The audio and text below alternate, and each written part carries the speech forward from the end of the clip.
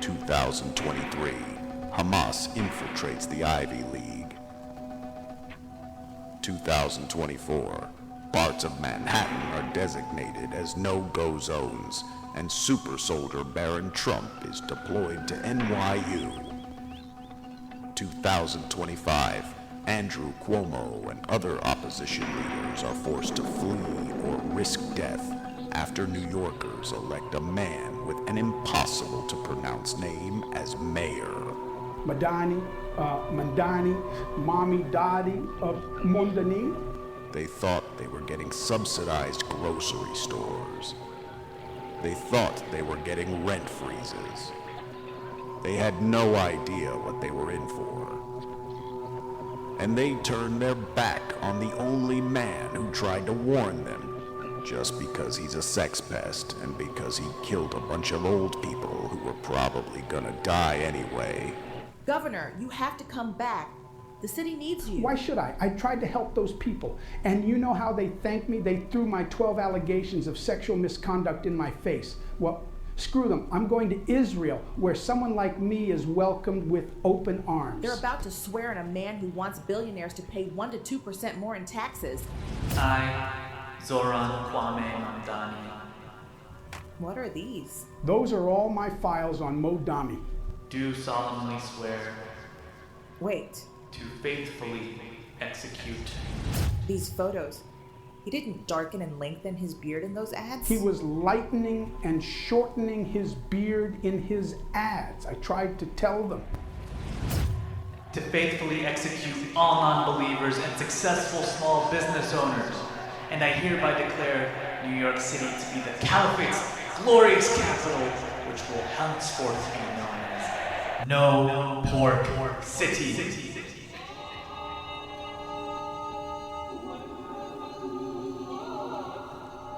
They said you were a racist. You're a hero.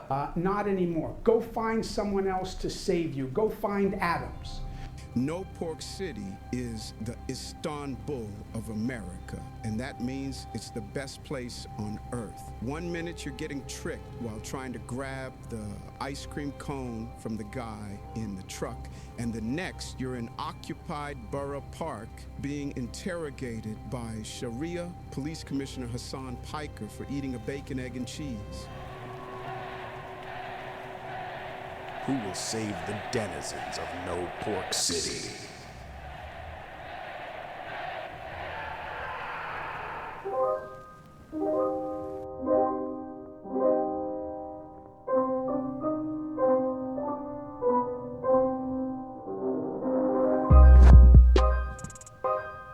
Hey everyone, welcome back to another episode of The Field Between, a podcast that is not yet subject to prohibitive fatwas by Iranian clergy, unlike our glorious rulers. My name is Ahmed.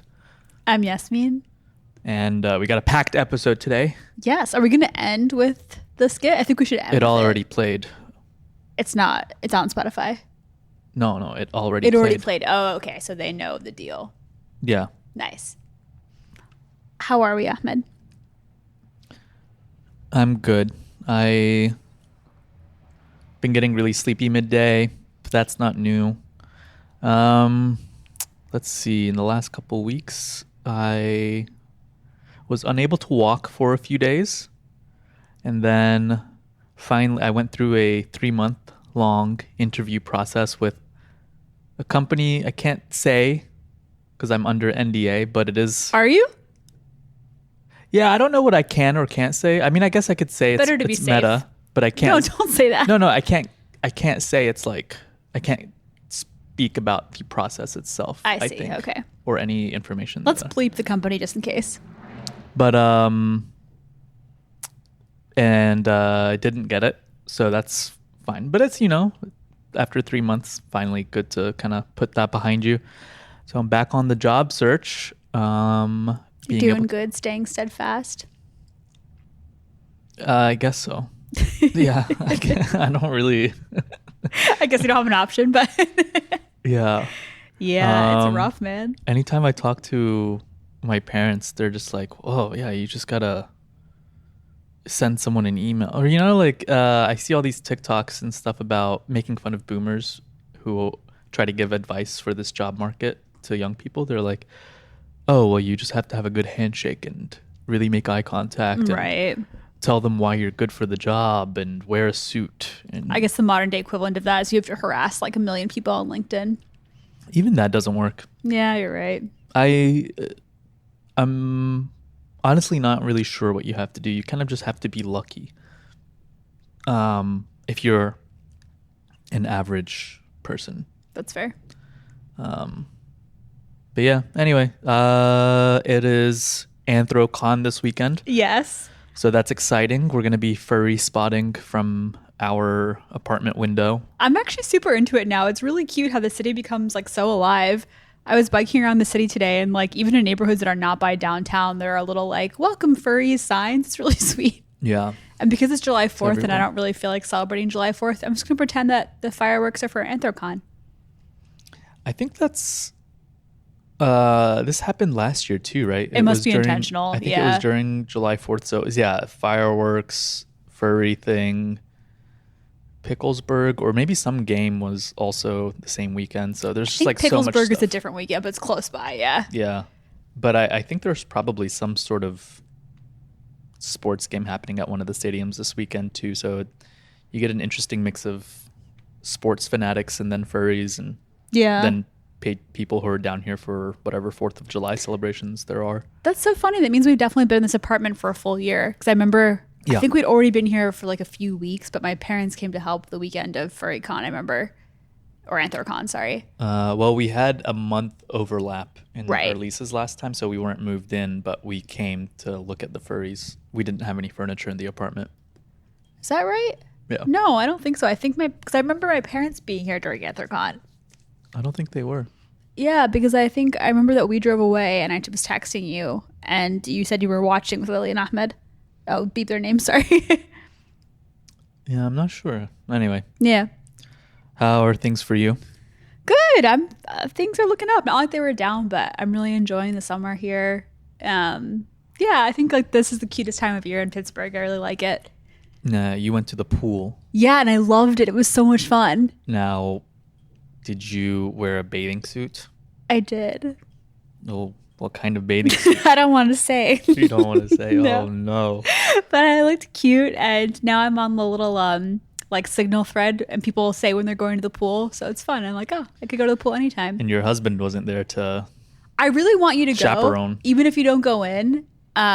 Though there's so much chlorine in the pool, I don't think you have to really worry about it being dirty. But I know some people don't like that. Yeah. I feel like the chlorine, I mean, it fries my hair, so I'm sure it kills any kid's pee that's in there. Kills kids pee. Yeah, because it is, Okay. there's just statistically the number of children that are in the pool. Some of them are peeing a little, Shoot, some of the adults. Yeah, hopefully not. But I mean, it's a bathroom right outside in the pool complex. But anyway, it's very Pittsburgh. I've never lived in a city where like the public pools were such a scene. It's really sweet. Like everyone goes every day, and it's like a big social thing. It's fun. I used to go to the public pool in Thomasville Yeah, during the summers. was that a big thing for? Like, A did lot of everyone people go? would go, yeah. Yeah. It'd be kind of crowded. And it's one of those things when you go as a kid, it feels enormous, but I'm sure if we went back now, it's just like a tiny little Yeah. thing. This pool I went to in pretty Bloomfield is good. actually pretty big. I'm excited for you to see it. Yeah. And also, it's just like, I mean, it's not 100% public, but it's pretty public. It's only $30 unlimited for the entire summer. And so it's just like nice that people can practically speaking like cool off and, be somewhere. Yeah, it's cute. Yeah. It's nice. I already finished my article. I am very close to finishing my book manuscript proposal. And then after that, next step is I really got to get a chapter out by the end of the summer. Summer keeps on moving though, so we'll see. It's a lot of work. Yeah, I'm trying to get there. But I feel like I've got a good work rhythm. Like I probably do. I'm in my office for longer, but I probably get like a good solid 4 hours of work in a day. I guess I should be working a little more. Some days I do. But yeah, I feel decent with work. Yeah. Yeah. I've been being more active. I'm starting to feel better physically, which is nice. Good. I was talking to someone earlier today, and they were asking, or we were kind of talking about whether or or not tenure being eroded away is a good thing. What are your thoughts? I think it's complicated. I feel like the thing that is hard is to be caught in the middle of a transition. Like that comes with a lot of precarity, right? Yeah. But I mean, the system, like, look, I'm in a tenure track position, and given the way that it's currently structured, do I want tenure for myself? Yes, because it comes with job security. It comes with a pay bump. It comes with a certain type of prestige, frankly. Is it just the system we have now? I mean, like, I've been checking out of interest, and because I have friends who are on the market almost every day, the academic job listings, and they're all adjunct. Like there's almost no tenure track jobs in religious studies this year. Yeah. So yeah, I mean, that's messed up. Like the way the system is set up is wrong and probably not sustainable.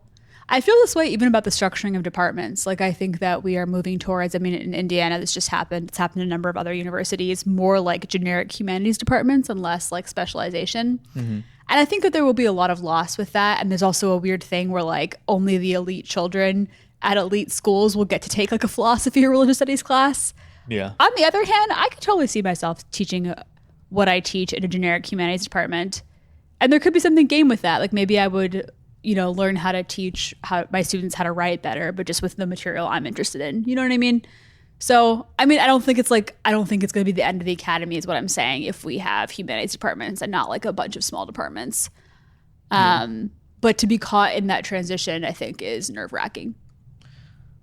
Yeah, that makes sense. Yeah, and I feel like, right, I mean, I hope this isn't too frank, but if we're not tenure tracked, I think it's totally fair to be like, yeah, the system is unjust and like I'm not personally benefiting for it. And that's actually most people, that's most professors, so fair enough. I mean, if the tenure system was suddenly replaced by unions, faculty unions, and there's like a lot of organization there. We are unionized, but yeah. No, I know, but across the country, I mean, not just your particular university, but like if that happened, then you could still have some level of security, and with the security comes the academic freedom that you would get under tenure. But then the tenure system kind of begets this weird thing where a lot of resources are pushed to a couple of like superstar professors and then the teaching is kind of pushed off to lower level, less paid faculty. And I wonder how that dynamic would change under tenure, right? Because, I mean, to be quite honest, tenure, from what I see, is also, like, it's hard to achieve. Like, there's a reason there's prestigious, because you are writing the articles and you are expected to write books and, like, do research, which is something that someone who's just teaching is not expected to do. And that's hard work. So I'm not really sure if you would get the same level of production under a non-tenure system. So to your point, I think the thing that's interesting about that is that, like, in my department at least, I can't speak for others, so it's no longer really the case that non-tenure track faculty didn't get into the game to do research. Like, it's actually kind of crazy. In my department, the non-tenure track faculty, most of them have written books. Oh. So they like researching, and they were kind of hoping to, I think, at some point land tenure track jobs, and then ended up here. And, I can't speak to, I'm sure some of them are perfectly happy in their jobs. And I've even talked to one person, I'm sure they wouldn't mind me saying, especially since I'm not giving any identifying details, who is like, yeah, I wrote my book and I did think that was the path I wanted. But frankly, I am kind of relieved to no longer have that pressure to publish. Like, I enjoy just teaching. Yeah. But it is kind of unjust in that, like, they also have research skills. You know what I mean? Like, they went through the same PhD program. They're no less like brilliant scholars. Yeah, exactly. They just kind of, it was sort of roll the dice, lack of luck in most cases. I mean, right. Yeah, the fact is that there are many more talented academics than there are jobs, especially tenure track ones. Mm-hmm. And there is like an element of strategy and gaming and whatever, but also a lot of it is just luck too. Yeah. And then on the other hand, I think the thing's a little bit tricky about how emphasized research is for tenure track professors. And I happen to be a tenure track professor who loves teaching. Like, I love to teach. Mm-hmm. But that is underemphasized for us. But we still teach, like, yeah. And so it's kind of, I think that's not great for our students, right? That it's kind of like, I mean, the number of professors who I know personally, who I know are absolutely terrible teachers and educators, mm-hmm. who are decent researchers mm-hmm. and good marketers is kind of alarming. So yeah, I mean, there's something off with that too, I guess. Like, it's not as if it'd be one thing if like, and in the sciences, I know that there are examples of people who have the title professor, but they run labs. So that's a little bit different because they're not like, they don't have to think about the pedagogy of educating in a classroom. I mean, I guess I'm sure there's also a pedagogy to a lab. I don't really know how that works, but yeah, I mean, like my non-tenure track colleagues teach more than I do, and they have less research burden, but they definitely do as much service as I do. So yeah, I don't know. Got it. Okay, well, we're going to talk about Zohran and maybe some other stuff, but let's get into that. Yes. So I take it you know about Zohran Mamdani. Yes. And you were pissed when he won.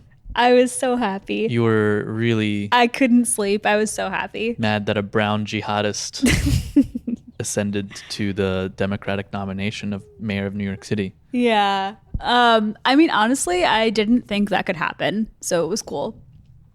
Not the brown jihadist part, but just the brown Muslim man part. Oh, okay. Yeah. Yeah, no, I've got so many thoughts about this. I'll try and be kind of, I feel like they're a little all over the place, but yeah, just the fact that he was a Muslim and sort of his whole like life story is so interesting. But in addition to that, I just like his policies are really exciting. The idea that he wants to freeze rent, the idea that he wants kind of like heavily subsidized grocery stores. You know where he got that policy and another policy of his? Where? One Matty Brunig. Nice. He wrote the grocery store policy as well as the baby box policy. Wait, Brunig, like the Brunig show? Matt Brunig, yeah. Oh, Matt, yeah. That's awesome. I'm glad that someone's listening to his really good policy ideas. Yeah. Yeah, and like as someone who grew up in New York, I mean, granted, I left when I was 18. I'm 32 now, but both my sisters and my parents, so all of my immediate family is still there. Mm-hmm. It just really has genuinely become unaffordable. I mean, even coming from a family where we weren't struggling and we did pretty well. It's something that like, I'm not sure if my sisters will be able to stay, or if they are, it's like under a lot of sacrifice. My parents are set, but the kind of way that they were able to benefit from the real estate system is not even really possible anymore. And even then, I think they did what they could with what they had, which was great, but there's definitely a lot of people who didn't have access to that. Mm-hmm. Yeah, I mean, look, like I do think that even if he, inshallah, wins the general, which he should, given the numbers for the primary, I think he'll face just like enormous challenges. I mean, even the fact that he is like, he hasn't even said defund.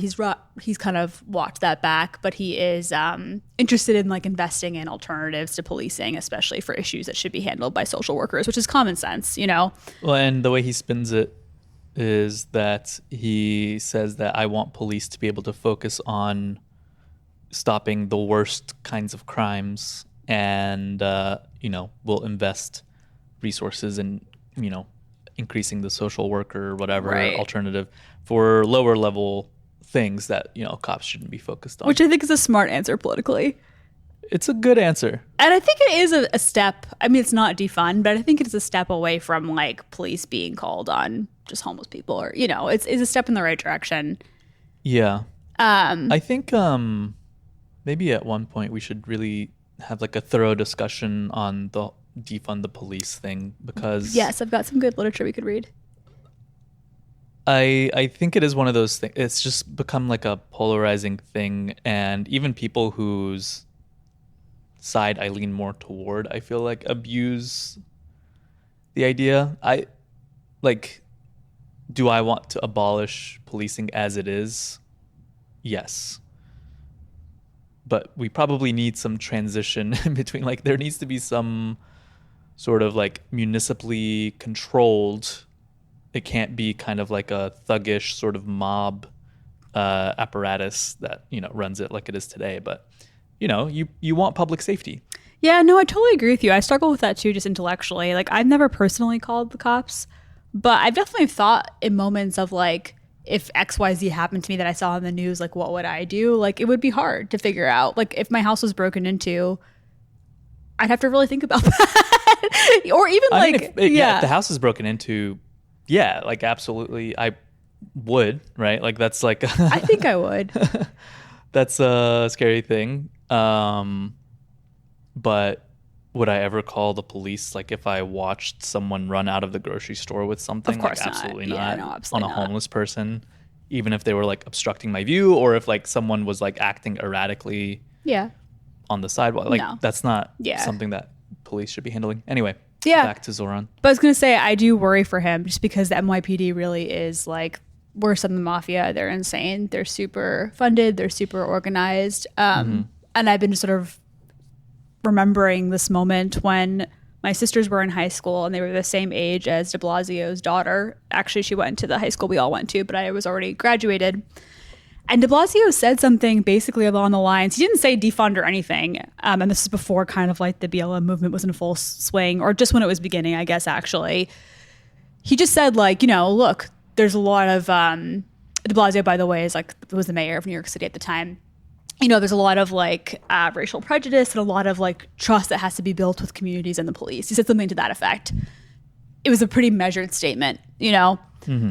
And after there was footage of his daughter attending some like anti-police protests, the NYPD doxed the fuck out of her.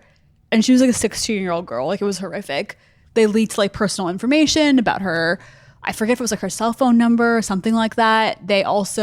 She had like smoked weed because she was a 15-year-old kid. They released photos of her. It was just like really creepy and awful. And so, yeah, I do worry like for his safety. And I also worry, I think he'll be met with enormous challenges. And if he can even achieve a fraction of what he set out to do, I think that would be a huge victory. I don't expect that he'll actually be able to do much of this without like a lot of resistance. But that's true for all politicians, right? So by the way, I mean, I think just in the immediate fallout, everyone's seen this by now, but the reactions have just been hilarious to watch. Just clownish, incredibly over the top, like soccer level flops out on the field of people just like pretending that, you know, they're immediately going to be herded into like concentration camps or something like that. So that's been funny to watch, especially like the guy. One of my favorite ones was a guy, I don't remember who it was, but he was on some news program and the host was like, how have you been? Or like, what's your reaction? He's like, honestly, I haven't had time to sleep because I was just up all night. I was talking people off ledges, as if he had like one call after the other. He's like, hold on, I gotta call. So I gotta help this other person. Hold on, I gotta help this other person. But, so I think what was apparent after the first round is that Zohran won so decisively that he beat Cuomo in the first round of tallies. And people are freaking out because they're realizing that they can't buy this seat this time.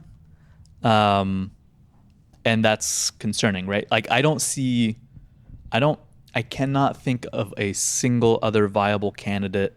Like if Cuomo runs, it'll be a waste of money, right? And if Cuomo runs, it's going to split the vote between Cuomo and Adams and whatever Republican. Yeah. It's only going to help Zohran. Right. So conceivably, unless a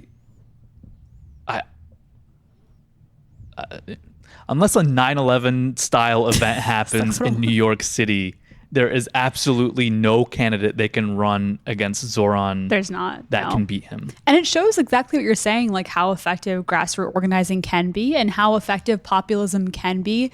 And we don't have to just kind of like give in to the inertia of letting the populism of the right take over. Like you can run on leftist populism. Well, there's some caveats that I would put on that is that New York City had ranked choice voting, which makes so cool to see that. Yeah. It makes the option play out. I didn't know much about it previously. You don't have like the bullying that happens in primaries where it says like you have to vote for this shitty candidate who has no policy. Right. You can actually vote and choose the person you're excited about rather than the least bad option. And not feel like you're like wasting your vote, which is huge. Yeah. So given that right now it seems like they can't actually run anyone against him who will win, what options do they have? They can, I mean, we can talk about the denaturalization topic in a bit. Yeah. But the other option only comes after he's in office, which is to spend as much money as possible, making his administration as unsuccessful and that's as what possible. I'm worried about. And that's what I think honestly could happen. But it still will matter if he gets anything that he's kind of set out to do done. I think, it's also meaningful that he won without, and to be fair, people have debated this, but without wavering as much as other politicians, at least on Palestine. And without throwing in like trans people under the bus. He's been incredibly, supportive vocally of saying, even I think he has like specific policy plans to better trans healthcare. Yeah. And in this moment, I think both of those issues are really important to take a stand on. And I'm definitely not here to, I have heard some criticism and I think that there is some merit to it. And I also think it's like not my place to say that he could be more pro-Palestine in terms of, he was asked if Israel had a right to exist, and he said yes, but he always followed it up with the caveat as not as an apartheid state. And then I was proud of him finally, because this is the thing, is it's like infinite regress, right? It's just they're asking him because he's the brown candidate. They're asking him because he is against genocide and apartheid. You can't say things enough to pacify people. So when he was asked about globalized intifada, he basically said that he wasn't here to police people's speech, which I thought was totally reasonable. And of course, like that soundbite was used to kind of fearmonger among a lot of people. The other thing that was really uplifting is, and we've been saying this since day one, but it does show the kind of internal diversity within the Jewish American community, though I know it's a moment of a lot of tension. There's just no way statistically that this man could have won all the districts he did without winning at least a significant part of the Jewish American vote. Yeah. And I know that there are lots of people who are Jewish and otherwise for other reasons too that like did not support his candidacy. But this kind of idea that like this Muslim candidate was automatically not going to get any Jewish votes just wasn't true in terms of like the statistical reality of how voting worked out. Yeah. This is why I think on certain issues you just have to stand firm. Like I have seen some discourse where even, Palestinian Arab Muslims are giving him a pass on the kind of like, somewhat typical liberal, left of liberal stance on Palestine. That's not fully like a liberatory stance on Palestine, at least in dialogue. Like, I'm sure in his heart of hearts, he wants the same thing that we want, but he is playing a political game. And so people have been giving him a pass for that. But even then, like, if you think about political strategy, you don't always have to respond to every media frenzy, and you can just say the thing. And I feel like that's something that Donald Trump does. Like, he just says a thing and then the media has a field day about it and makes a lot of hay out of it, and he just couldn't be bothered. And I think the Intifada thing was a good example of that, of just being like, fuck it, I'm not playing this game anymore. Like, I think he did learn as he went. I don't know, because, he says like, oh yeah, Israel has the right to exist, and then they're like, okay, but does it have the right to exist as a Jewish ethno-state? And right, they keep on asking for clarification. Like, they're just going to take it every step further. So if you say, do you condemn globalize the Intifada?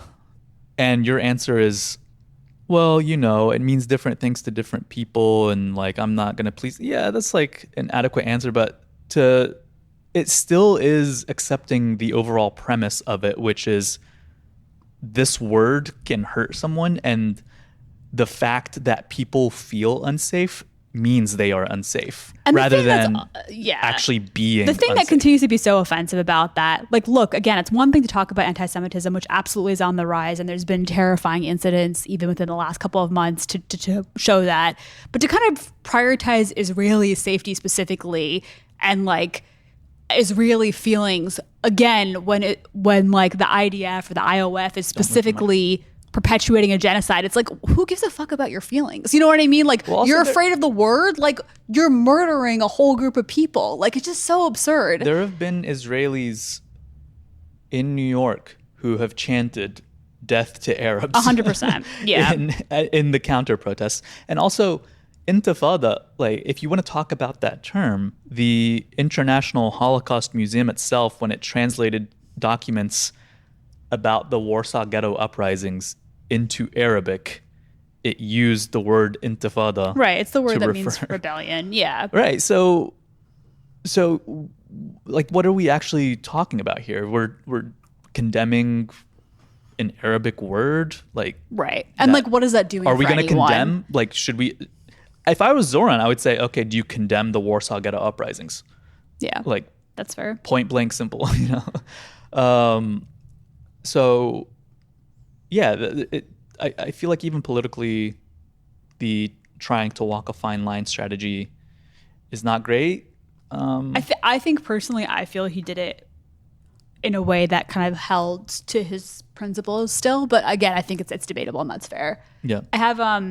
I just had to do like a whole rigmarole because I just broke my phone, but I got my screenshots onto my laptop.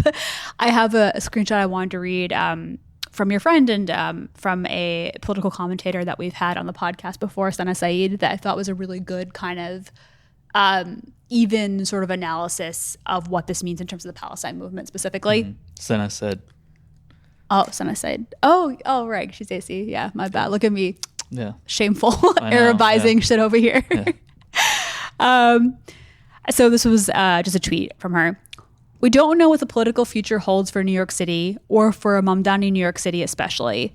The position itself demands compromises, survivalism, and always assimilating into the very system for which reform is sought. But what tonight made clear is this. The chokehold that accusations of anti-Semitism have held over critics of a genocidal apartheid state has begun to break. It is, of course, too late for Palestinians who continue to be eradicated in every barbaric way possible, and electoral politics are not salvation, especially for them. But there was nevertheless a significant message sent across this country tonight. Despite the machinery across every U.S. institution that's manufactured fear of anti-Semitism to obfuscate Israeli and American war crimes against the Palestinians, New Yorkers didn't buy it. And I thought that was really well put, especially that first part that, like, it is likely, like, electoral politics, while I still personally are invested in them, are not the only tool that we need to utilize in order for a more just world, right? They are just one of many tools, and they do involve, especially, unfortunately, they have involved a lot of, like, compromise, and perhaps we should push back on, like, the amount of compromise that is expected or swept under the rug. But I do think, again, this shows that a lot of New Yorkers were told, like, this man is an anti-Semite. We're given, like, such Islamophobic portrayals of him. And we're also like, I can't pay my fucking rent. You know what I mean? Like, kind of came out for actual policy. And I think that is, it's heartening. It's also heartening, I think, frankly, because we just haven't had a win for a while. Yeah. It just feels good to be, like, a little optimistic about something. And I think that's fair enough. And also, like, it's just crazy to the extent that these people have made this about Israel when, like, he's not running. He's not totally. You would think that he was running to be, like, a diplomat or something. He's not even running on Palestine. I know. It's just part of, like, his conviction. He's Muslim, and because he didn't, like, fully bend the knee to Israel in the way that they wanted. I mean, I will say, not that, like, I sanction people coming after him. He has a record about, like, he ran, but it's like, irrelevant to him. It's not entirely. For example, he had, like, some kind of legislation he fought for that would stop money going from New York City to to settlements, to Israeli settlements, which is very common sense, obviously, and shouldn't be controversial. But he has sponsored legislation having to do with Palestine in his like role as an assemblyman. That was, if I'm not mistaken, somewhat following the heels of, like, the Biden administration's like limp attempt to just, like, sanction a couple of people, right? Like, right, but it wasn't like he did it in his governing as representative of New York, you know. I mean, I don't know. You could argue that it's in keeping with the sanction laws and that it's also, like, trying to adhere to international law. Like, yeah, I get it, right? I certainly agree with you that, like, but it wasn't his like main thing as mayor is not going to be liaisoning with foreign powers unless he's trying to continue the Eric Adams style of getting sponsored by Turkey. So it's largely irrelevant to his role as mayor, and his platform is, how do we make the city more affordable?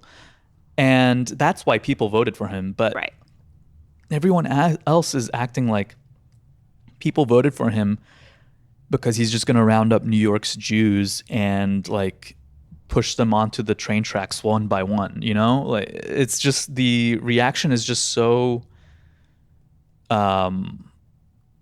it's annoying and it's dramatic, and it doesn't garner any sympathy from anyone. If anything, it's just like very off-putting. And I think because they're realizing that no one's actually buying this shit anymore, they're just going to appeal to greater powers, that being the federal government. Right. And the accusations of anti-Semitism, a lot of them, again, are being levied not by Jewish communities even. I mean, some are, but just like by white Americans who are just trying to smear him, which continues to show the kind of cynical deployment of anti-Semitism as opposed to like actually fighting real anti-Semitism. I mean, we're now in a world where everyone's an anti-Semite. Right. Like, it doesn't matter. Like, it's the term, unfortunately, is like just absolutely hollowed out and meaningless at this point. It refers to everything. Before we talk about naturalization stuff, which we should talk about. You gotta not move your mic. Because that's scary. I had a little social media roundup of my favorite social media things from the night he won. Because like, especially I feel like all of the kind of like Muslim commentary was just like so fun and joyous. So I'm going to read a couple if that's cool. One says, y'all mind if a white boy speaks a little Urdu tonight? That was very cute. Oh my God. I'm trying to break all my electronics here. Okay. While we're on a budget. Dropped your expensive ass laptop. I know. I thought that was so sweet. Someone tweeted the Democratic Tea Party has begun, and someone retweeted it saying, Inshallah. Thought that was cute. This was so funny. I saw it everywhere. There's like this kind of like trope where conservatives, but also even liberals, frankly, will be like, you have to not move your mic. Like, okay, look at like Iran or Afghanistan, like before, they were taken over by Muslim extremists. Mm-hmm. And like, look, there is something real there in terms of like, yeah, there was more freedom of dress, absolutely, before the Iranian Revolution. It wasn't all fun and games, though. There also were people who were tortured by the U.S. and British-backed government, which overthrew a democratically elected government before that. Mm-hmm. And just like the idea that like someone's freedom is the freedom to wear a bikini is just like always kind of perverse, right? Like, yeah, that means freedom for some people, but not for everyone. And then you could even get into all the gender dynamics in our own society and like how free women actually are in their bodies in any given moment, or like how much they're starving themselves to fit whatever latest craze, right? Did you ever see that clip of Trump talking about women who wear like the full niqab? No, what does he say? He was like, you go over there and people say, we want to see them. I'll slide the clip in here. But essentially he's saying, he's like, if I was a woman and I could just, wake up and whoop, like I would do that. That sounds great. This Trump with some rare. This is funny. Probably him from like years and years ago. That's so funny. Yeah, right. So it's relative, but so this is like a trope that people always are like, and now people have made fun of it. So they'll be like, oh, like Iran before the revolution, but it's not actually Iran, or whatever. They'll be like, women in Iran before the revolution, and it's like Lana Del Rey wearing a lot of eye makeup. Mm-hmm. So this is just a picture of Central Park, and it says New York in 2025 before the Islamic Revolution. And someone retweeted it and said Sharia law is coming. I think part of the imagine that, people. This is the audio only format. That's why you're laughing. It's still funny. Hopefully they have seriously. I can't emphasize this enough. As someone who, both of us are very much like products of a post. We came of age in a post 9/11 context, and I think it's it's a cliche at this point, but I think it's true. We really were shaped by it in a lot of ways. Yeah, I mean, this is too much of a tangent to go into right now, but it is really nice to see a positive representation that so many people, Muslim and non-Muslim, are excited about in a city that was so, where like people who are part of that city were made to feel like they weren't a part of it. Anyway, I can't get into this. Well, now it's going to be 9/11 every day. Astaghfirullah. It's going to be... No, but really, seriously, I mean, like, a lot of Muslim New Yorkers were impacted by 9/11, obviously. Uh-huh. And like, in the same way, this is too obvious for me to waste breath on, but it's I kind of feel like for everyone who's like, and I've seen so many conservative commentators saying shit like, only, how many years has it been since 9/11 again? How old am I? Fuck. Damn, never forget. I'm forgetting right now. It's been 25 years? Yeah, I don't know. 23? Whatever. These commentators are like 23 years later, after they were attacked by the Muslims, they elected a communist Muslim. And it's just like, fuck you. Like, you don't know anything about New York. Anyway, so I think that's why a lot of this kind of like humor was really fun. This is the last one. Rumor has it that you will now need to recite the Shahada for the MTA train doors to open. Stay safe out there. Wow. Which is like the declaration of faith. And a lot of people just like joking and saying like non-Muslims being like, I yearn to live under the socialist caliphate. Like, just I think making fun of it, which is a really great way to not take it seriously, which I think is what the appropriate response is. Yeah. I want to rename the Freedom Tower to Burj Al Zalam. To what? Tower of Oppression. Wow. Yeah. I don't really know if that works, but okay. Yeah, it's gonna be. You could just call it like Hurriya. You could just do it. Huh? Say Hurriya. No, it's got to be the opposite. Why? It can't be freedom. Why couldn't it be the same? Just in Arabic. Because it's the jihadists. Everyone's oppressed now. Okay, I see. Anyway. Yeah, you like leave the jokes to me, pal. Major Taylor Greene. Like the crash outs were also funny, and people were like posting them as jokes, which I appreciated. Uh-huh. She posted like a Photoshop thing of the Statue of Liberty wearing a burqa. Yep. And like, I just think it should be funny. Like, I feel like there's too much said. I refuse to like get down. I think it's just that all of the Islamophobia is like very funny in this moment. It feels very vintage. It's Yeah, like it very does. vintage Islamophobia. Time is flat. It kind of, yeah, I don't know. It's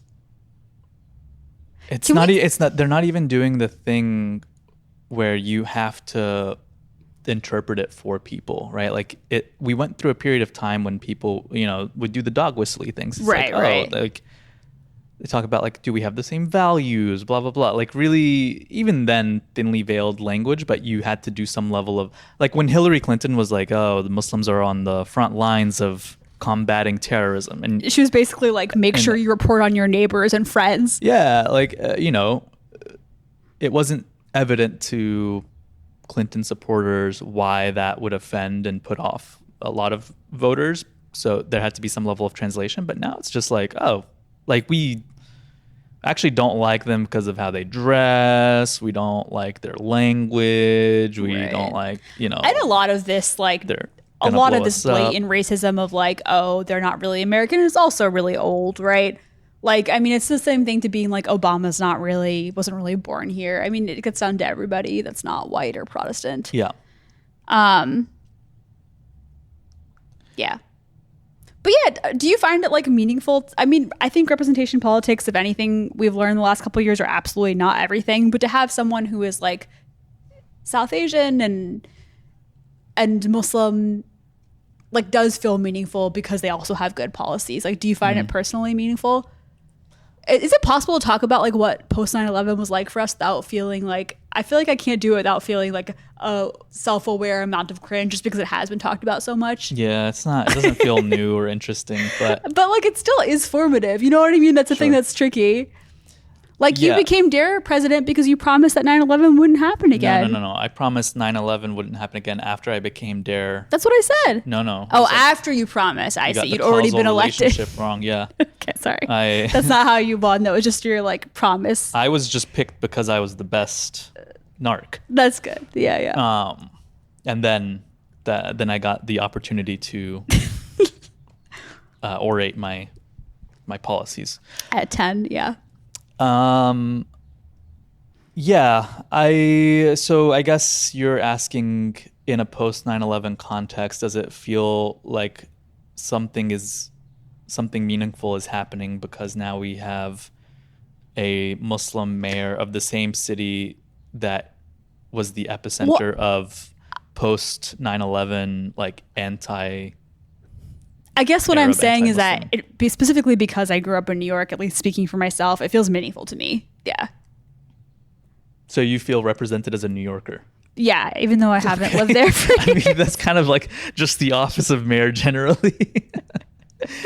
But I guess as like he is your age group, Well, that's you the thing. guys We had also similar. like know so many people who knows him. He's our age. It's so wild. Yeah, but as like a Muslim Arab guy, like I don't necessarily find his his like success in this regard more meaningful because of my Arabness or my Muslimness. Yeah. Well, he's not Arab, so No, I maybe know, there's but- that. But But you know what I mean? Like Yeah, as yeah. shorthand for like all these groups got lumped in together. It doesn't really Right. matter if he's but I Arab mean, or I not. guess maybe I feel it partially because I am like, I don't know. But you don't think you'd feel it even if he was Arab? He's not Swedish. No, but he's Desi. And he has this like interesting mixed background that can't be easily kind of like said in one soundbite, which I think is really helpful because that's true of a lot of people. You know, like his dad is South Asian by way of Uganda. His mom is South Asian and I think has heritage like in Lahore pre-partition. There's just like a lot of layers there, which truthfully there is for everyone when you get down to it. Yeah. Yeah. I mean, I think for me it's more meaningful just because he has policies, honestly, from Matt Brunig, That's and I'm valid. like, oh, like You that's have great. Matt- Like this you is have Matt Brunig representation. no, but like that is someone who is a serious policy thinker, For sure. thinking about how like to redistribute and change wealth in a system in a way that I think is actually transformative, and to have someone who is running on some of those policies is great. No, that's so valid. And it's funny because I feel like I was feeling so over representational politics, and I am, but I think it's like that for its own sake, obviously, but I'm digging it in this moment. Yeah. I want to talk about the ICE stuff. The denaturalization stuff? Yeah. I have one more positive thing to say Okay. before we get into that stuff. Imam Khalid Latif also endorsed, is that his name? Am I getting his name right? The NYU Imam? That's Khalid Latif, right? Former NY. I think he's done now. Really? Yeah, I think he resigned. Why? I don't know. I hadn't heard that. Yeah, I think he's done. Oh, okay. Anyway, I don't know a ton about him, but I generally like him. Haven't heard anything negative, which is hard to say for a lot of religious leaders. I thought that was really sweet that he endorsed him. It showed a lot of unity across the Muslim community. Zohran is Shia, is 12 or Shia. And I think that obviously means nothing to most Americans, which is, fair enough. Honestly, Muslims are already a minority group, and then Shiism is a minority within a minority. But I thought that was cool to see that kind of unity across Muslim sects. Nice. Yeah.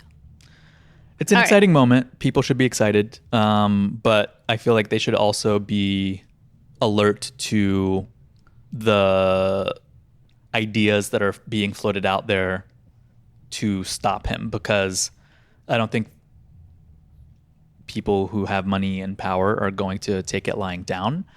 And like we said, it's likely that if he is elected mayor, they're definitely going to spend a ton of resources to make his administration as handicapped and unsuccessful as possible. However, I also believe that they are going to appeal to every single authority that they can, all the politicians that they have, whose pockets they're in. They're going to appeal to them to try to head this off at the pass. Like before it can even happen, they want to head it off. And I think one way that has been floated for them to do that has been this talk of denaturalization, which came up even before Zohran Mamdani, even came up in Trump's first term as something that they wanted to do, which is now something that they are doing. And they have like the DOJ statement that they put out saying that there are 5 areas that they want to focus on for immigration enforcement, one being denaturalization. And the denaturalization,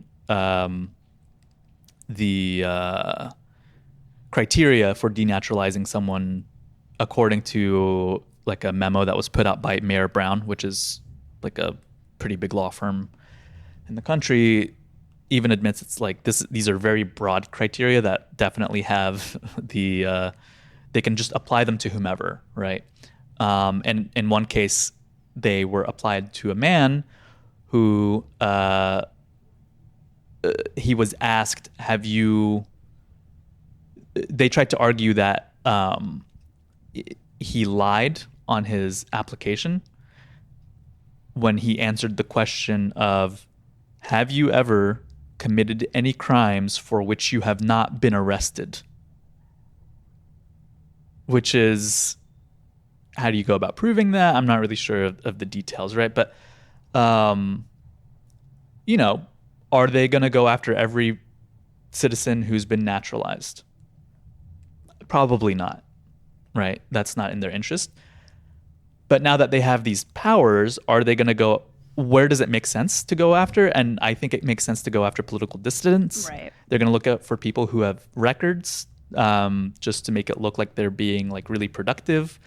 And I think the application toward political adversaries like Zohran Mamdani is something that like is not, to me, not beyond the pale to think is going to happen. And in fact, they have already been talking about it. There was that representative who directly appealed to the Trump administration to denaturalize and deport Zohran Mamdani. Trump himself and the White House, through the press secretary, have not backed down off the statement. They haven't said. She did a tiny bit. She was like, we'll look into it. Yeah. We'll look into it is Yeah. is not a no. And when they say we'll look into it, means that they are considering it. I think a couple things. I think one, I think it is important to acknowledge the very real threat and the kind of like logical extreme. And again, this is happening with a lot of issues, but there definitely is a phenomenon of like the water is boiling and like things are getting more and more deteriorating on a societal level. But I also think it's important to distinguish, just for listeners and even for ourselves a little bit, like the DOJ statement is not law. Obviously, it's a statement of intention. Like it still has to work its way through the courts. I mean, the courts think it does. Sorry? I don't think it has. The DOJ statement doesn't have to work its way through the courts. It is not the case that you can denaturalize people legally yet. They can.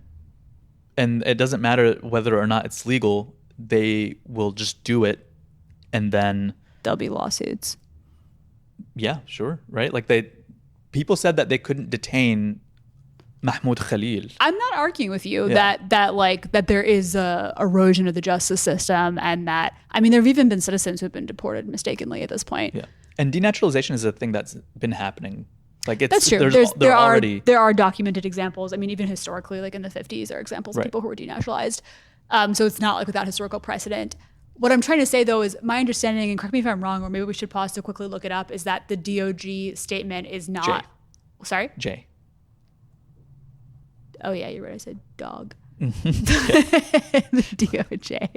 The DOJ statement is not. It's not an executive order. No, it's not an executive order. Yeah. So just to distinguish, like, I think you're totally right in diagnosing that this is the direction they're trying to push. But there are some steps that still have to happen to go there. I don't think so. Okay. Yeah. You're saying that because they've made this statement, mm-hmm. they could, so they being like, I guess. So here's how I see it, right? Yeah. Is they are passing this, they're attempting to pass this massive budget right now. The big, beautiful bill. That one of its primary features is that it gives billions and billions of dollars to ICE. Yeah.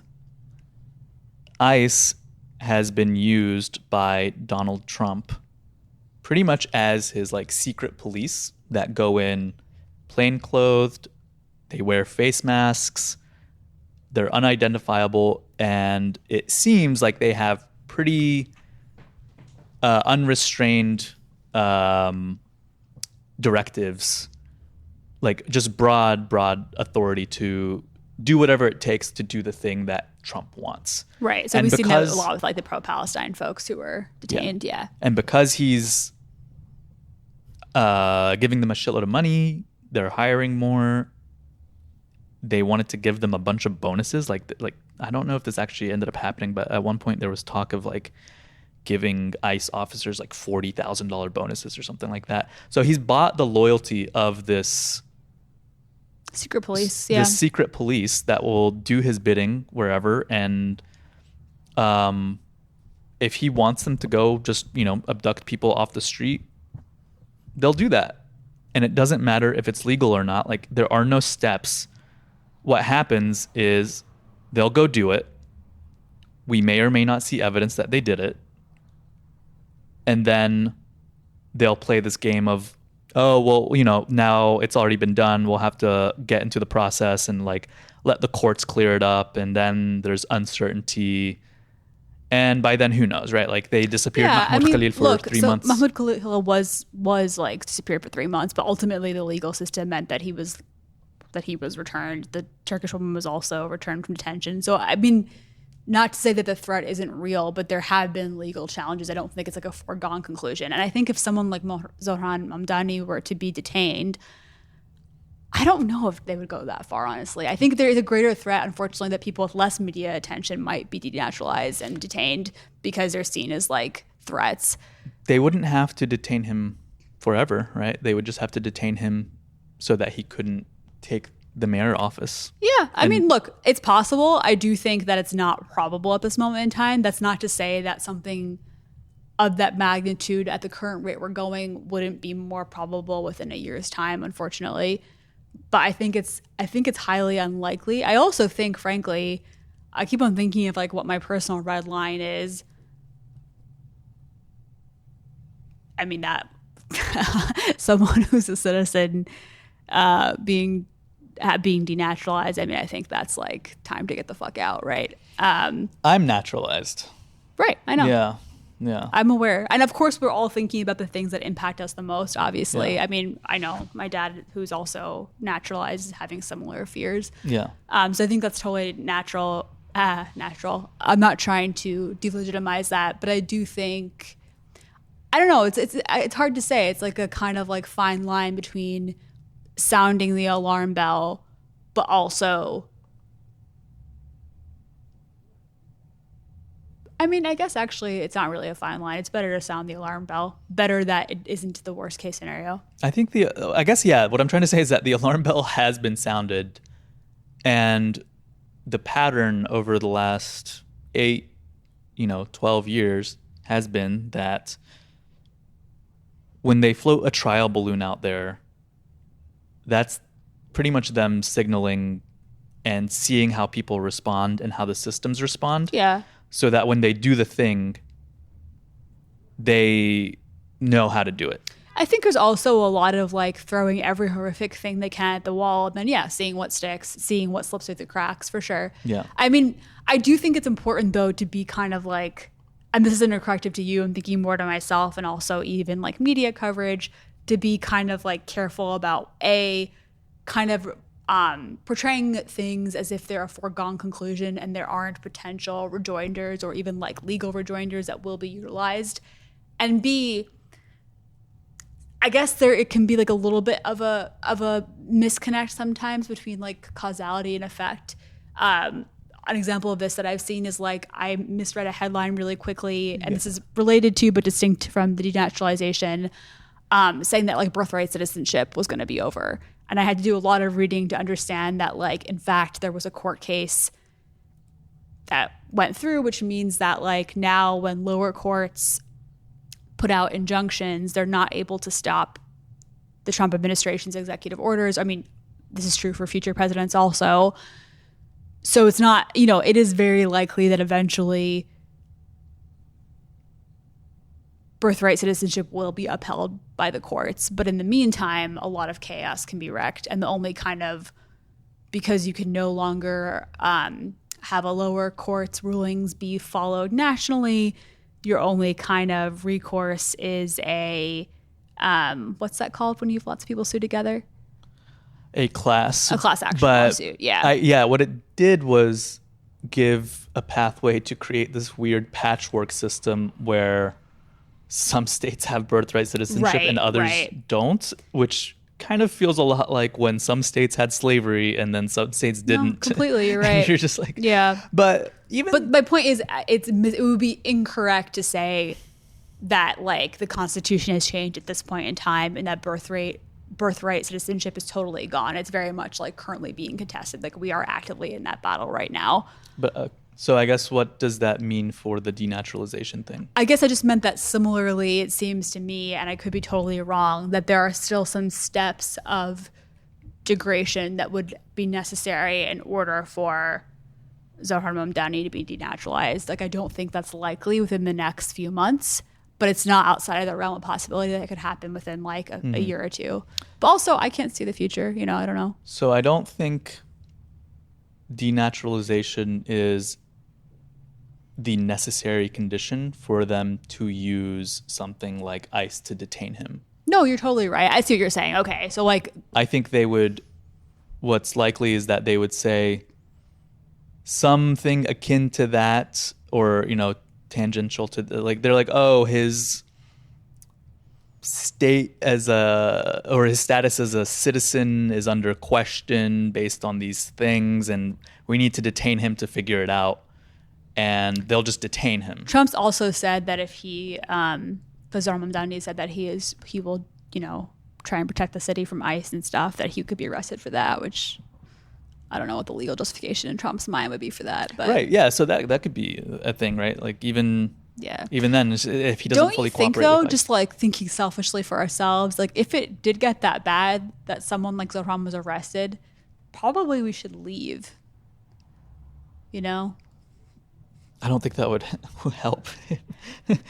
Oh. Be like, good luck in jail, Zohran. No, I agree. I'm not saying it's the right thing to do morally. I'm just saying that, like, historically, that would I think be it would time be to get out, for everyone to, like, band together and fight. Siege the White House. Yeah, like, you know right. what I'm saying? Like, I'm surprised. There have been, like, 1,000 things that have already happened. And I'm surprised people aren't at the point where they're just surrounding the White House. Yeah, I think people are trying their best. I think, to be fair, it's like hard when so many different systems are collapsing at once, and it's also hard because this guy had a popular mandate, you know. But it is, I mean, okay, so they are really trying to dismantle the federal government aside from a couple of these institutions. And if Zohran is in office, I just feel like I'm imagining a world where being an American citizen just doesn't mean anything, right? Like, I naturalized, and naturalization is supposed to, I don't think there's anything constitutionally or in any other law that puts naturalization at a lower form of citizenship than can't be president, birthright citizenship. Right, yeah, I can't be president. That's the only thing. But there's, to my mind, like nothing else that would enable that status to be attacked. Right. But again, and so the fact that they are attacking it, but they are attacking it doesn't mean that it's gone yet. Do you know what I mean? It doesn't mean it's happened yet. But what's the point in saying that? Like, so do we wait until it is gone? No, I mean, we're not waiting. I'm not saying don't put up a fight. I'm just saying that I personally think it's important to not overstate it. Like, it hasn't happened yet. Do you know what I mean? They're threatening it, but they haven't actually tried to strip him of his citizenship or detain him yet. But it's fair to be worried that will happen.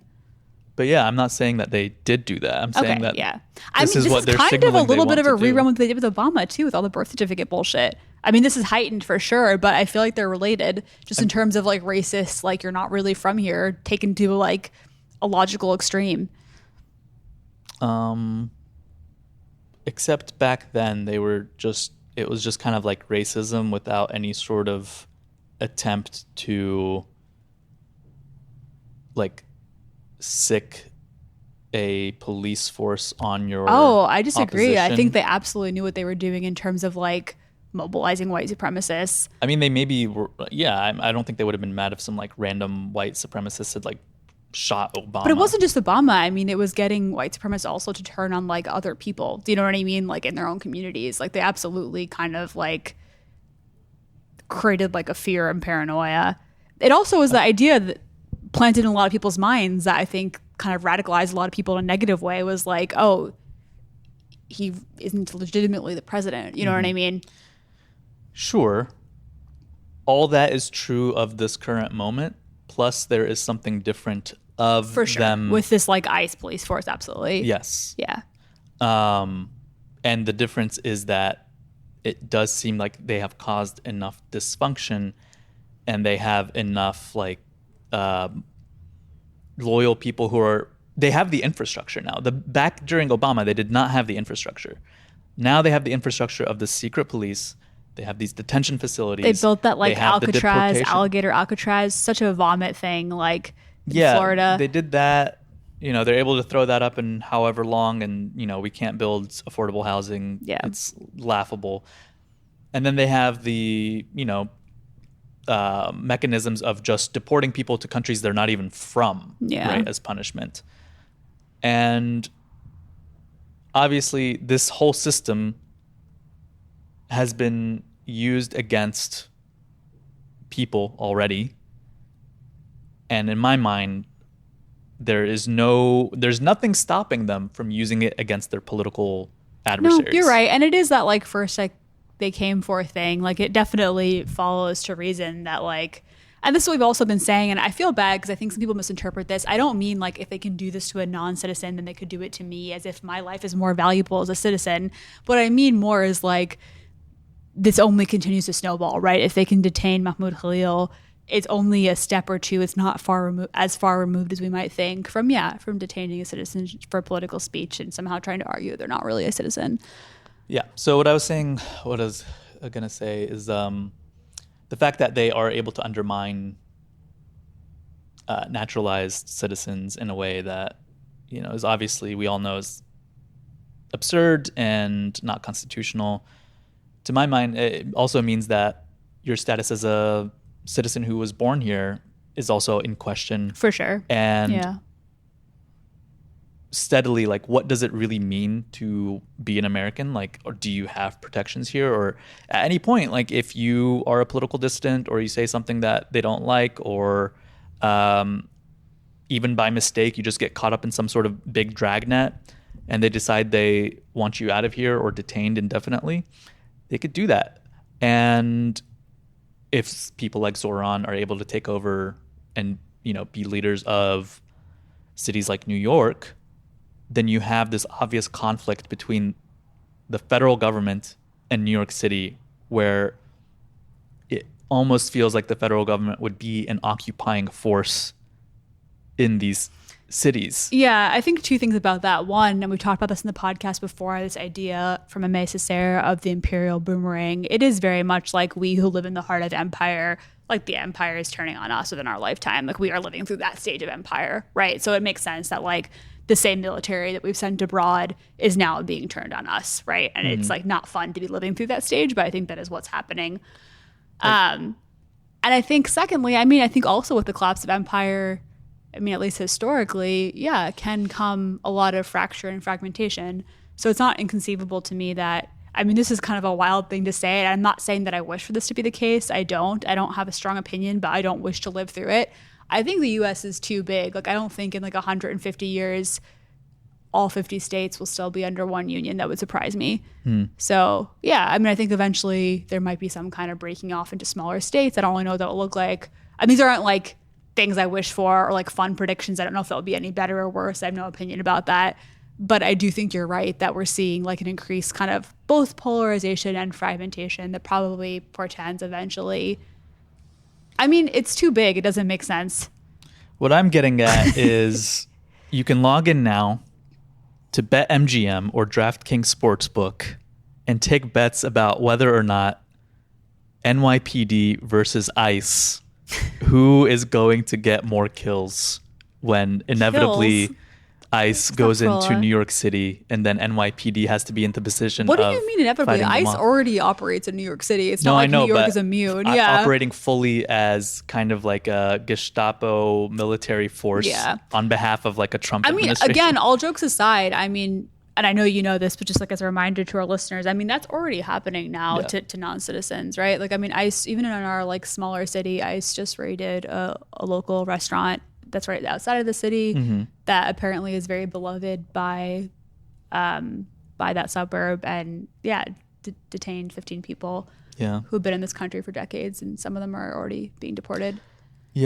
I do wonder what would happen, I guess, because mayors can instruct their police departments to work or not work with ICE, right?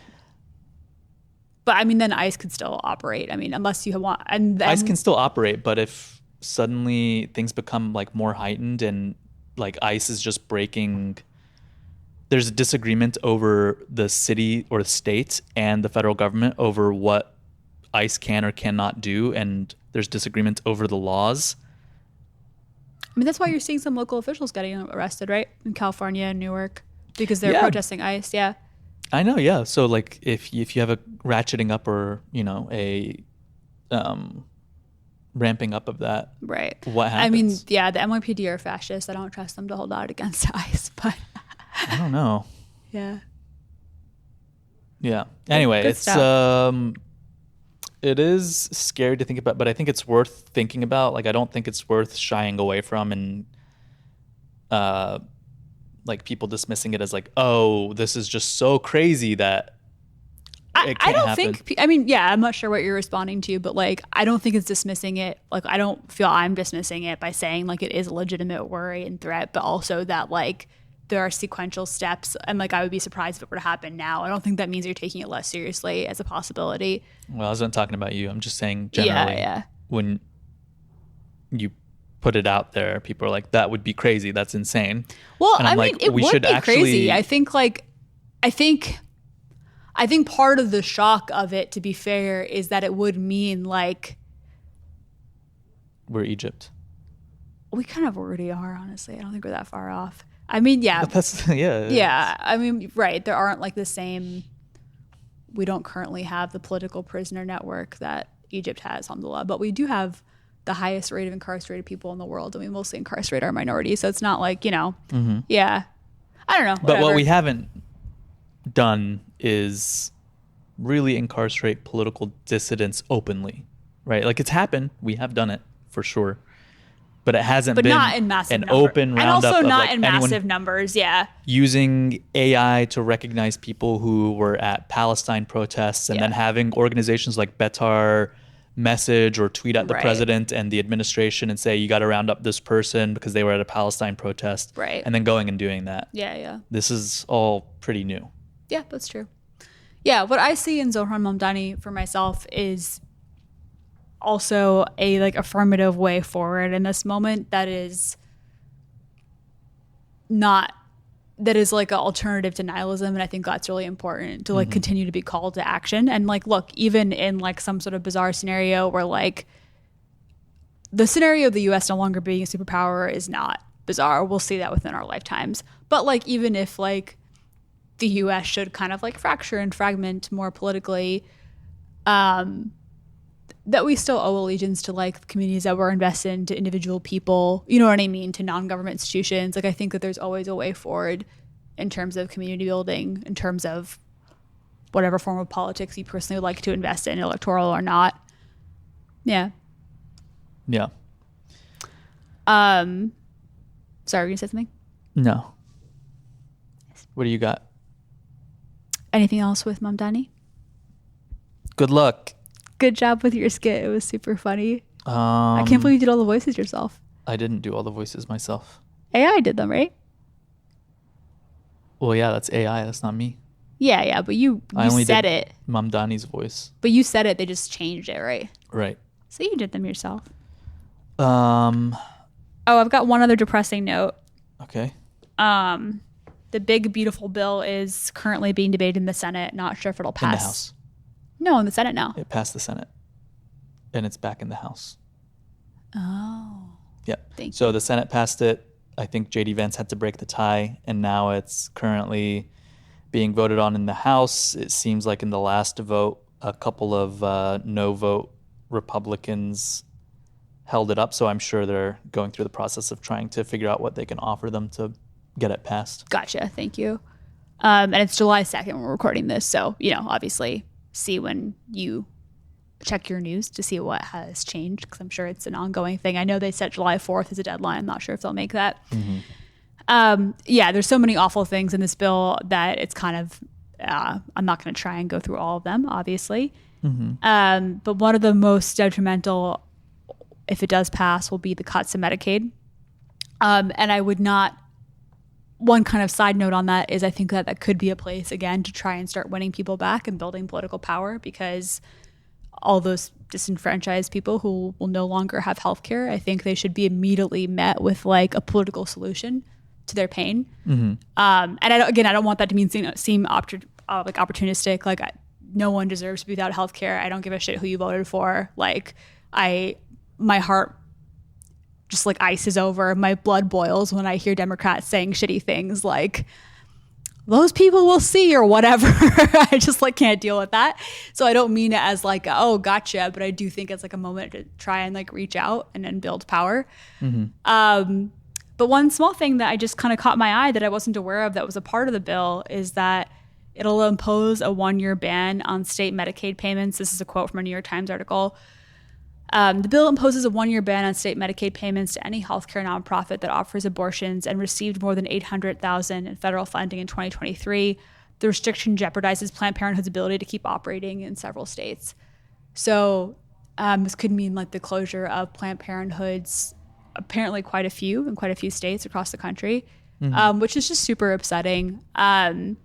I think a lot of people think Planned Parenthood and they think abortion. And while obviously that is a really critical service that they provide, I've never personally had an abortion. And there have been several points in my life where I personally relied on Planned Parenthood for like very basic medical health care. When I was an AmeriCorps member in Oregon, I went to Planned Parenthood. And just, it has always been synonymous for me as a kind of form of accessible healthcare. And to think that like so many women could be without that is really horrifying. And also, frankly, that women couldn't have access to abortions is also obviously horrifying. Yeah. Yeah. It also, I just saw this thing from the Cato Institute, which I think is a pretty conservative Very think conservative, tank, yeah.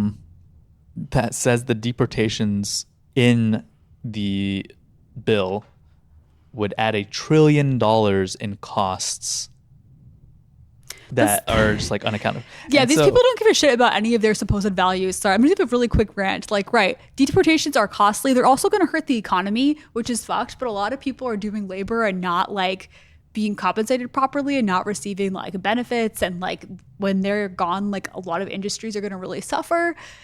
And then also like, yeah, you're taking away healthcare from people both through Medicaid and through cutting Planned Parenthood. So then even like if people want to have kids, like they're not going to have access to healthcare of any kind. It's just like so logically inconsistent.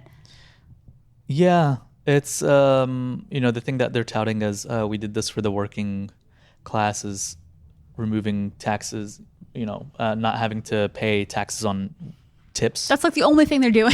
Which is just like so insignificant and probably is wiped out. That benefit is probably wiped out by the fact that other things are going to get more expensive. Your healthcare is going to get a lot more expensive. It's already so bad. And overall, when you think about GDP and everything as a big pot of money that you distribute among everyone in the country, more of that money is just being funneled out of the bottom and going to the top. And then also Vance was getting raked over the coals for when asked about like the cuts to Medicaid. He was just like, oh, it's immaterial compared to the increases for border protection. So he's saying that border protection is just so much more important than your citizens' health care. Yeah. One thing actually, so we're talking about the job thing and the economy, just back to the denaturalization thing. I do feel like there is just like a very sharp class antagonism component here where it will also have the effect, if not creating panic in the job markets, because if I'm an employer and I have naturalized employees, employers who hire non-citizens have to sponsor that employee, right? And that's costly and potentially a risk to them, et cetera, right? Suddenly, if I'm an employer, I'm looking at my naturalized employees. If this is like in a world where this is like kind of just become a rampant thing and it's like a switch that they can just like flip on and off and say like, you're denaturalized, whatever, right? Then I start to have some uncertainty about hiring naturalized employees, right? Like currently they ask you in an application, are you on a visa or do you need sponsorship, right? And I think ultimately that makes you a less attractive candidate to an employer. Yeah. I wouldn't be surprised if we start seeing questions pop up like, are you a naturalized citizen or are you like born citizen or whatever? Kind of weighing out that risk. But also, I guess so I do wonder if this gets bad enough, and I do think we're like a ways away from like things would have to get really bad for this to be the case. But it could either be really bad for the job markets, or really good, right? Because then the flip side of that is if I am a naturalized citizen, then suddenly I am a lot more obedient in the sense that I'm not, I'm really trying to stay on top of like just being a model citizen. I'm not going to protests. I'm not making any sort of like controversial political speech. I'm not participating in what was formerly protected activity because I don't want my job to be jeopardized.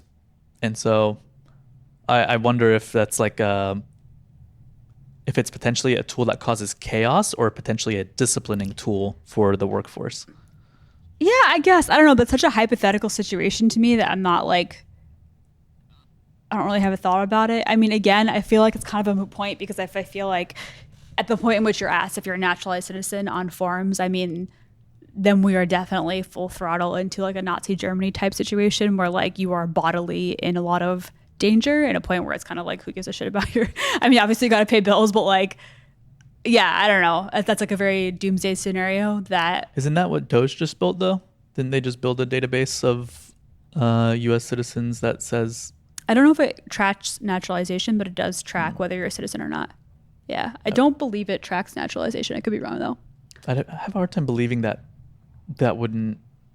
information wouldn't also be readily available. Like if they have citizenship status. For sure. Yeah. When you pull it into a database. Yeah. It's probably one I of the mean, data look, points. yes, the worst could happen. You're right. Yeah. I think if the worst happens, we're going to have bigger problems in getting jobs. I think we're going to have to worry about like concentration camps for ourselves, not just for or you could the folks that are currently in concentration camps. The other thing I was going to say is I feel like it's easier to think about these kind of the other loss of American hegemony that I think is harder for us to acknowledge maybe is also like there will be, it's less grandiose, but like we will probably have to start applying for visas more when we travel. Like our currency will eventually devalue. Like there will be other kind of smaller costs to pay for no longer being the kind of global, hegemon. Yeah. And I think we'll all feel that regardless of our naturalization status. Yeah. I mean, even like within our different respective fields, like our universities are less strong, Yes, that's true. Yeah. This is it doesn't preclude that very bad scenario, but yeah, I mean, I think all that stuff is going to be perhaps more immediate. Yeah. For sure. Yeah. And I think it's like, I don't know, I feel like we forget that we also benefit from empire in very real material ways, right? And like we will feel the loss of that empire. Like we are complicit and we also will fall with empire a little bit. Yeah. Okay. What else? I think that's it. Tell me when we're ready to stop though, because I have one more happy Zohran social media post. I did want to mention the band in like the Glass. yeah, that was so fucking stupid. Go music festival. Glastonbury, some like large music festival. Yeah, we sound so uncultured right now, but sorry, forgive us, UK. Yeah, I think it's Glastonbury. Okay, I don't know. Anyway, so they had already decided to not stream the band Kneecap because they like it's known like they say free Palestine and you can't have that on the BBC. So, but then this guy who I've never heard of goes by Bob Vylan. Did you see Is that this? like a joke on Bob Dylan? Yeah. I did see this. And he spells it the same way. Yeah. Or like similarly so that, but he got up and chanted death to the IDF. Such a reasonable thing to say. Fuck the IDF. And he had the whole crowd chanting death to the IDF, which is so reasonable, hilarious. guys. The IDF is like a genocidal murderous. He wasn't even saying death to Israelis. He wasn't saying death to citizens. He was saying death to this genocidal army. Well, that's the thing. That's why it's like it's so funny because it's they are then put in the position of having to say, well, actually, no, the IDF is Israel. Like the IDF, like it's anti-Semitic to like critique an army. Yeah. Whereas before, they wanted to make the distinction of, well, there are military combatants and there are civilians, and what Hamas did is terrorism because they attacked civilians, even though overwhelmingly we know that the attacks targeted military people, but we'll set that aside for now. But now they want to say the IDF is like everyone, and it is anti-Semitic to attack or say anything bad about the IDF. Not even just the state of Israel generally, but specifically its military force. So, and make it so that there are repercussions for saying that the IDF is bad or has done bad things, or that you don't like it, or who knows where they would draw the line. But anything that could be seen as critique or sniffs of like, I don't enjoy this, is anti-Semitic, which is ridiculous. Yeah. And they have like revoked the band members' visas, right? There's been like a couple repercussions. Is that for kneecap or for? I think I forget, Bob Vylan. honestly. Yeah. Kind of crazy reaction. And they were like investigated for terrorism. It's so and all this insane. I stuff. can't even. It's so stupid. It just doesn't help your case. Like it doesn't. It like makes people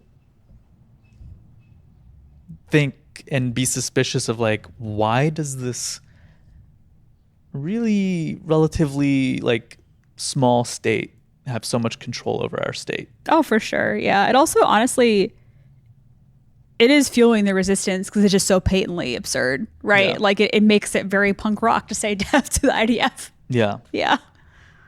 I just saw on Haaretz that I can't read the article because I'm not subscribed, but Benjamin Netanyahu asked to postpone his corruption trial. So I'm not really sure for how long. Roll. I think it's worth also mentioning just like there's this ceasefire that's supposedly being negotiated. I just saw that Hamas released or is planning to release 10 hostages and the bodies of some others.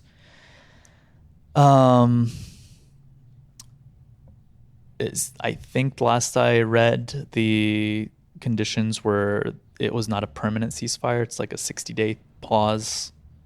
And I don't know. It's hard to be optimistic because the last time Trump said that he had a ceasefire, he still allowed Israel to continue. Yeah, bombing. honestly, this whole process has rendered the word ceasefire, unfortunately, so meaningless. It's hard to have any hope. Yeah. And that began under the Biden administration. For sure, yeah. But in the meantime, there was a report that was put out by an Israeli professor at Harvard that tried to get a more accurate accounting of the number of dead in Gaza. And that number is like, it seems like in the news, the number has just frozen at 50-something thousand. Yeah, it has. Right? And meanwhile, we are seeing that 85 to 90% of the infrastructure, including residential infrastructure in Gaza, has just been destroyed and obliterated. They're also systematically shooting people at food distribution lines every day. I mean, they're concentration camps. Like they have, kettled them into these small areas and then they just start opening fire. They're using the food to bait people to these sites so that they can then kill them. People are bringing up this like 6-month-old story from Haaretz that talks to one of the IDF soldiers who apparently is quoted as like as saying, it's hard to not feel like Nazis, or I feel like we are the Nazis or something like that. And I mean, it's horrific. But anyway, so this report estimates that the number of dead is at 350,000. That honestly sounds a lot more accurate. And that doesn't account for the fact that, babies are dying of malnutrition. Kids are continuing to be shot. Adults are skipping meals so that the elderly and children could have a meal. People are eating like dirt. People are being shot, carrying bags of flour from home. Like it also is, obviously, of course, we should focus on the death because it's horrific, but it also doesn't even take into account the mass disabling, like the number of people who now have like amputated limbs, a number of people who have like permanent conditions because of starvation. Yeah. Mass disabling, along with the fact that they have destroyed schools, they've destroyed hospitals, they've destroyed any of the sorts of institutions that, if this ever stops without them killing every last person, you cannot rebuild, because you have a population that has just been traumatized beyond all, comprehension. And you're going to feel the effects of that for generations, right? Like we have kids here who just didn't go to school in person for 2 years, and we feel the effects of that now in terms of there being an obvious difference in the socialization that happened. So imagine just what happens when you've suffered through a war, but also you've been malnourished, and also your school has been destroyed, and you've missed school for now 2 years under these conditions. You haven't been able to get healthcare. I mean, it's unimaginable. So yeah, it really is. I mean, to put it in perspective, also, like 350,000 is more than the number of people in our city. Yeah. I mean, 350,000 is to my mind still an undercount. And even then, it's an incomprehensible number. Yeah. It would be like if they just like leveled all of Pittsburgh to the ground. Yeah. So, I mean, but you can't say death to the IDF. Right. No. Like, get the fuck out of my face. Anyway. You said you had another thing? Oh, I have something slightly happier to end on. Yeah. Do you have anything else? No. It's just another Zohran social media post. Okay. It's not you got to talk into the mic and not move it around. It's not going to be a good transition, but actually, I don't know if I can find it because my phone is too fucked. But basically, it said, I found it. Gonna hang a picture of Zohran in my house like the Irish Catholics did with JFK. Irish Catholics did that with JFK? Oh, yeah. No. Because we forget, but there was a lot of anti-Catholic bias before JFK, but by the time that Biden came around, no one cared. I will say, when I was making the sketch the other day, I typed into Google image search, Zohran Mamdani Muslim clothes. And I couldn't find anything. There's pictures of him wearing like kurtas in his rap videos, or videos rather. He's starting a counter rumor that he's not Muslim. I'm suspicious that maybe his team did some sort of SEO optimization or something to make those not pop up, or like because they don't want people to find anything when they search those terms together. But I guess also like secretly, I'm going to do the opposite of what they did to Obama. He's secretly not Muslim. Yeah, he's but like, what are Muslim clothes? You know what I mean? That's what they are. Come on now. I think if you were more specific, I think if you searched Zohran Mamdani kurta, something would come up. That's what I think. Interesting. And I have a whole chapter on what are Muslim clothes. Yeah. Well, Zohran Mamdani wasn't wearing any.